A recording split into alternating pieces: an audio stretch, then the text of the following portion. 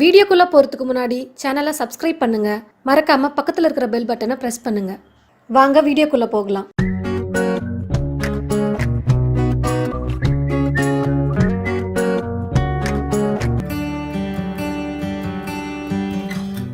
தேங்காய் சட்னி செய்யலாம். அதுக்கு தேவையான பொருட்கள்: எண்ணெய், தேங்காய் துருவி வச்சுக்கோங்க. நமக்கு அரைக்கிறதுக்கு ஈஸியாக இருக்கும், அதனால தான் துருவி வச்சுக்கோங்க. தேங்காய் சட்னி உடச்சக்கடலை எப்பவுமே கம்மியாக போடணும். ஒரு 1.5 ஸ்பூன் உடச்சக்கடலை எடுத்து வச்சுக்கோங்க.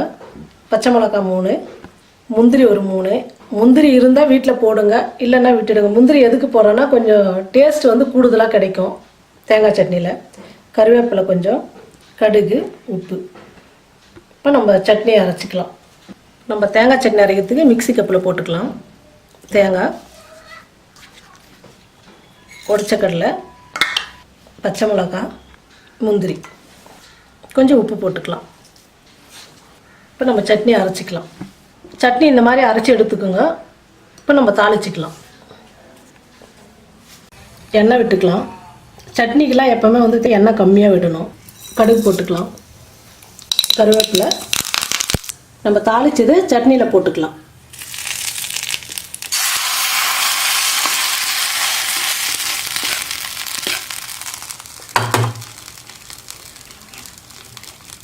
நல்லா கலக்கி விட்டுடுங்க.